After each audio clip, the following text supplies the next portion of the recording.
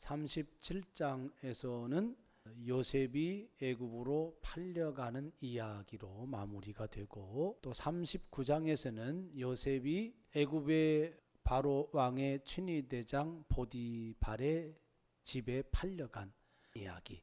37장과 39장은 요셉이라고 하는 인물이 핵심적인 주요 인물로 등장을 합니다. 그런데 그 사이에 끼워져 있는 38장은 유다와 다말의 사건, 유다의 일탈 행위를 더 크게 보면 하나님과 언약을 맺은 아브라함 자손의 흑역사의 이야기, 흔히 말하는 진흙탕이다 하는 겁니다. 하지만 이 진흙탕의 이야기를 통해서 인간의 죄악 실패 속에서 하나님은 하나님의 구원 이야기를 하나님 입장에서 쉼없이 진행하고 있음을 보여주는 말씀이 38장의 말씀입니다. 본문의 말씀을 보면 하나님께서 인간의 죄악을 결코 묵인하지는 않습니다. 그러면서도 죄악을 넘어선 하나님의 주권적인 구원의 역사를 하나님께서 펼치시고 있음을 확인할 수가 있습니다. 그 하나님의 역설적인 은혜의 이야기를 세 가지 차원에서 살펴볼 수 있도록 하겠습니다. 자, 먼저 1절 말씀에 보면 야곱과 그 아들들이 함께 살고 있잖아요. 거기로부터 넷째 아들인 유다가 떠난 겁니다. 떠나서 아둘람 사람 히라와 가까이 했다. 유다가 자기 형제들로부터 떠나서 가나안 사람 수와라 하는 자의 딸과 결혼하게 되어집니다. 그리고 3명의 아들을 낳는데 큰 아들이 엘이고 두 번째 아들이 오난이고 세 번째 아들이 셀라입니다. 이 아들들이 성장을 하자 첫 번째 아들과 결혼한 여인이 다말이라고 하는 사람입니다. 물론 이 사람은 이방 여자입니다. 문제는 그 엘이 여호와 하나님 보시기에 악하여서 하나님께서 그를 쳐서 그가 죽게 되어집니다. 그러자 그 아버지 유다가 자손을 이어야 되기 때문에 다말을 둘째 아들인 오난에게 주게 되어서 대를 잇게 합니다. 그런데 이 오난이 그 형수를 원치 않는 거예요. 거부하는 거예요. 이를 여호와께서 또 악하게 보아서 오난도 죽이게 되어집니다. 자, 그러면 이제 누구 남았습니까? 마지막 아들 셀라만 남은 거잖아요. 유다가 긴장을 한 거예요. 염려 걱정을 한 거예요. 그 마지막 아들까지도 잃게 되게 생겼거든요. 그러니까 며느리 다말에게 너 친정집으로 가 있어라. 그 말을 들은 다말은 친정집에 가서 거하게 되어집니다. 이 이야기 속에서 먼저 우리가 생각을 해볼 것이 뭐냐면 유다는 아브라함과 이삭과 야곱을 잇는 언약의 자손입니다. 언약의 자손으로서 언약을 이어줄 책임이 있는 그런 아들 중에 한 사람이다 하는 겁니다. 그런데 그것을 포기하고 저버리고 가나안으로 간 거예요. 가나안으로 간 이유는 본문에 설명되어 있진 않지만 최소한 자기 가족들과 함께 살아가는 거기보다는 가나안 사람들이 사는 모습을 보고 그것의 매력을 느낀 거잖아요. 그래서 자기 형제들을 떠나서 가나안 사람에게로 들어가게 된 거예요. 단순히 잘 살기 위해서 또 어떤 물질 문명 문화를 누리기 위해서 간 행위를 넘어선 언약을 포기하고 언약을 저버린 이야기입니다. 그것이 문제가 되어지는 거예요. 언약 백성의 순수성을 지켜야 될 유다가 언약 백성의 순수성을 지키지 못하고 그것을 저버리고 세속의 길로 내려간 것, 그것이 심각한 거다. 하나님께서 아브라함을 선택하고 이삭을 선택하고 야곱을 선택하고 또 12아들을 통하여서 아브라함의 자손을 번성시키려고 하는 하나님의 계획, 다시 말하면 아브라함의 사명, 이삭의 사명, 야곱의 사명, 그것을 저버린 행위다. 유다의 정체성은 하나님과의 언약 백성이라고 하는 정체성이고 그에 따른 사명이 있다는 거예요. 그 사명을 저버린 거예요. 그 정체성을 저버린 거예요. 한 사람의 타락이 하나님이 선택한 그 공동체의 위기를 가져온 거예요. 한 사람이 세속의 길로 가가지고 공동체가 세속화되어지는 그 위기를 맞이하는 그것을 보여주는 그 모습이 바로 유다의 모습이다 라고 하는 겁니다. 세상 문화의 매력을 느낄 수 있는 거죠. 세상의 가치관의 매력을 느낄 수가 있는 겁니다.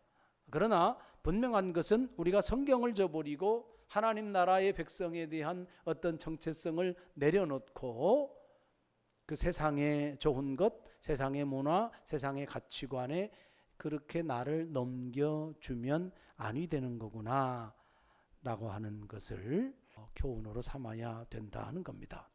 우리가 교회라고 하는 교회 공동체를 버리고 교회를 다니지 않고 말씀과의 관계도 끊어버리고 하나님을 예배하는 그 관계도 끊어버리고 또 성도와의 관계를 끊어버리고 세상으로 나아가서 전도하겠어요?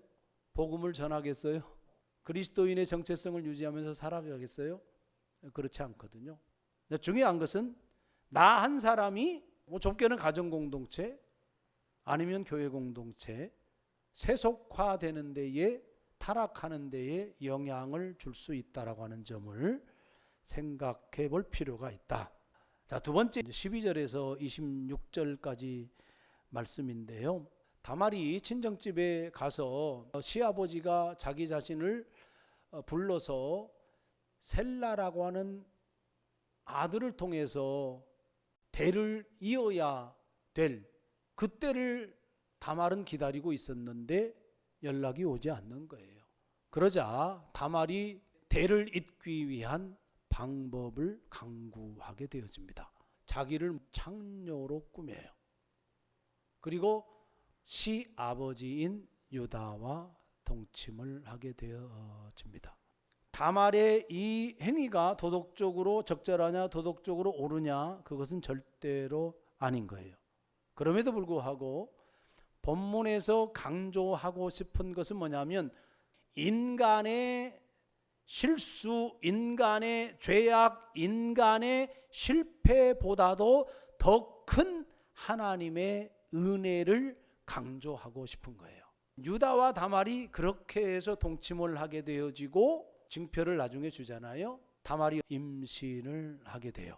그리고 임신한 몸으로 시아버지 앞에 서게 되어집니다. 아무것도 모르는 시아버지가 볼 때 간음을 행한 거잖아요. 그래서 돌로 쳐 죽이라는 이야기예요. 그런데 다말 입장에서는 어떻습니까? 억울하잖아요. 자기 태중에 있는 아이가 누구 아기예요? 자기 자신을 돌로 쳐 죽이라고 하는 그 시아버지의 자식이란 말입니다. 그래서 다말은 자기 시아버지한테 그동안에 있었던 자초지정을 상세하게 설명을 하게 되어집니다. 그것을 나중에 안 유다가 이렇게 고백을 합니다. 26절 말씀 보세요. 유다가 그것들을 알아보고 이르되 그는 나보다 옳도다. 이 한마디를 합니다. 이 유다의 고백은 단순히 윤리적으로 도덕적으로 내가 잘못했습니다 라고 인정하는 것일까요? 그렇지 않아요. 그것을 넘어서 있는 거예요. 깨달은 거예요. 아, 내가 셀라를 살리기 위하여서 다말을 친정집으로 보낸 것, 이것이 잘못된 거구나. 특별히 하나님 앞에 잘못된 것이구나 라는 것을 깨달은 거예요. 그런데 우리가 여기서 한 가지 질문할 것이 있잖아요. 제일 먼저 다말이 결혼했던 사람은 장자 엘이에요. 장자가 죽자 자손을 잇기 위해서 그 책임을 오난이 해야 돼요. 그런데 오난이 또 죽었습니다. 그래서 또 셋째 아들인 셀라가 해야 돼요. 이건 당시의 수혼법이라고 합니다. 계대결혼이라고 하죠. 이 고대 사회에서는 이것이 불법이 아니었어요. 자손의 대가 끊어지지 않도록 하기 위한 조치, 정상적인 법이었단 말입니다. 요즘 사회에서는 그 허용이 되지 않죠. 하나님께서 그것을 인정한 거예요. 허락한 거예요. 그래서 윤리적으로 도덕적으로 이것이 옳으냐 그르냐 이것을 보기 이전에 옳고 그름을 넘어서 있는 하나님의 역사, 인간의 역사를 하나님께서 주권적으로 사용하셔서 하나님의 언약을 이루어가고 하나님의 구원 역사를 이루어 간다라고 하는 것, 이것을 우리가 본문에서 봐야 된다라고 하는 이야기입니다. 그런 측면에서 유다는 내가 잘못한 거구나. 셀라를 다말에게 주어서 셀라를 통하여서 자식을 잊게 하는 것이 옳은 것이었구나라는 것을 깨달은 거예요. 그는 나보다 옳도다. 이 말은 다른 관점으로, 즉 하나님의 관점으로 보면 다말에게서는 하나님의 은혜, 주님의 은혜인 겁니다. 다말의 행위가 옳은 건 아니잖아요. 시아버지에게 자기 자신을 창녀로 속여가지고 같이 동침하는 게 어떻게 윤리적으로 그게 바를 수가 있어요? 아니죠, 그것은. 그러니까 유다이든 다말이든 간에 하나님 입장에서 보면 그들에게 무엇을 베풀어 준 거예요? 은혜를 베풀어 준 거예요. 그런 측면에서 유다가의 그는 나보다 옳도다 라고 하는 고백은 이건 주님의 은혜입니다. 이렇게 바꾸어서 이해를 해도 무방하다라는 거예요. 여러분, 이 지점이 유다가 회복되는 첫 걸음이다. 그렇게 볼 필요가 있을 것 같습니다. 여러분, 우리도 유다처럼 죄를 짓고요. 우리도 유다와 다말처럼 윤리적으로 옳지 못할 때도 있어요. 수치에 노출될 때도 있고 죄책에 노출될 때도 있고 시달릴 때가 있습니다. 아니 어찌 보면 수치도 모른 채 또 죄책도 느끼지 못한 채 살아갈 때도 있습니다. 중요한 것은 회복을 위하여 첫걸음을 시작해야 될 때가 분명히 있다는 사실이에요. 하나님께서는 유다에게 그런 기회를 주었어요. 그때를 하나님께서 우리에게도 기회로 주신다라고 하는 사실을 기억해야 됩니다. 그때에 우리가 고백할 것은 나보다 주님이 옳습니다.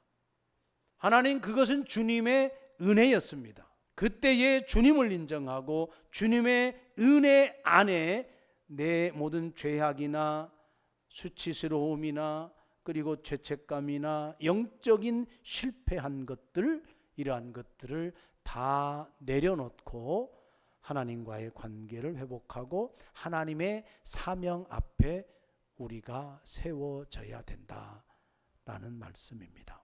그 다음에 마지막 부분입니다. 27절 말씀부터 보면 해산할 때에 보니 쌍태라, 쌍둥이에요. 해산할 때에 손이 나오는지라 산파가 이르되 이는 먼저 나온 자라 하고 홍색실을 가져다가 그 손에 메었더니 그 손을 도로들이며 그의 아우가 나오는지라 산파가 이르되 내가 어찌하여 터트리고 나오느냐 하였으므로 그 이름을 베레스라 불렀고 그의 형 곧 손에 홍색실 있는 자가 뒤에 나오니 그의 이름을 세사라 불렀더라. 나오면서 서로 다퉜는지는 모르겠지만 원래는 뒤에 나오는 세라가 형이란 말이에요. 그런데 29절에 한 단어가 나옵니다. 그 손을 도로 들이며 그의 아우가 나오는지라. 지금 베레스가 세라를 제치고 나오는 순간이에요. 산파가 이르되 네가 어찌하여 터트리고 나왔다는 거예요. 다른 말로 번역하면 돌파하다라는 뜻입니다. 그 이름이 바로 베레스입니다. 인간의 죄와 인간의 실패를 돌파하고 구원의 길을, 구원의 역사를 열어가신다라고 하는 메시지를 담고 있는 이름. 그 이름이 바로 페레스, 돌파하다라고 하는 이름입니다. 페레스라고 하는 사람은 다윗의 조상이에요. 다윗의 후손 예수 그리스도. 여러분 보십시오. 그 어머니는 이방 여자잖아요. 그 아버지는 할아버지도 되잖아요. 그 할아버지는 이방 여자하고 또 결혼하잖아요. 그게 유다입니다. 우리가 생각해 볼 때 어떻게 그런 가정에서 하나님의 아들 예수님이 태어날 수 있어? 요셉 족속에서 태어나면 우리가 좀 이해가 되지 않을까요? 그 정도로 믿음이 좋은 요셉인데 그렇지 않겠습니까? 그런데 정말로 흑역사잖아요. 정말로 죄악의 역사잖아요. 정말로 먹구름이잖아요. 그런 집안에서 누가 나와요? 다윗이 나오고 그런 집안에서 예수 그리스도가 탄생한다라고 하는 이야기예요. 우리가 막 엉망으로 살아요. 몇 대 후에 우리의 후손이 막 대통령이 나오고 장관이 나오고 의사가 나오고 검사 판사가 나오고 그렇게 생각을 해보십시오. 근데 어떻게 그 집안에서 그런 인물들이 나와? 그렇게 하지 않겠습니까? 우리가 생각해 볼 때 하나님의 은혜라고 하는 것이 아무리 인간의 죄가 크더라도 하나님의 은혜가 더 큰 거예요.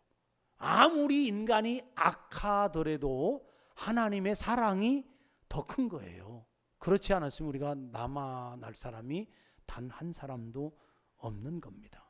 인간의 가장 부도덕하고 수치스러운 사건 속에서 오히려 하나님의 주권적인 은혜의 역사가 아주 강력하게 실현되고 있다라고 하는 사실. 그러니까 우리 인간의 공로 아무것도 아닌 거예요. 인간의 선, 인간의 윤리 이거 아무것도 아닌 거예요. 오직 그래서 하나님의 긍휼의 은혜구나. 오직 하나님의 은혜구나. 그것이 구원의 역사구나. 그것을 우리가 깨달을 수가 있는 겁니다.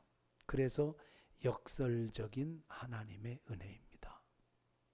말씀을 맺습니다. 본문은 유다와 그의 아들들 그리고 다말의 죄를 아름답게 꾸미지 않아요. 죄는 죄예요. 죄에는 대가가 따릅니다. 하나님의 구원의 역사는 우리가 짓는 죄보다 비교할 수 없이 큽니다. 우리의 범죄를 초월하여 있고 그 타락한 인간의 역사 가운데서 하나님의 구원의 역사는 이루어집니다. 그리고 이 역설적인 하나님의 은혜로 인하여 우리가 하나님의 새로운 백성이 되었고 하나님은 하나님의 구원 역사를 이루어 가십니다. 그 하나님의 은혜를 붙들고 신실한 하나님의 백성으로 살아가기를 주의 이름으로 축복합니다.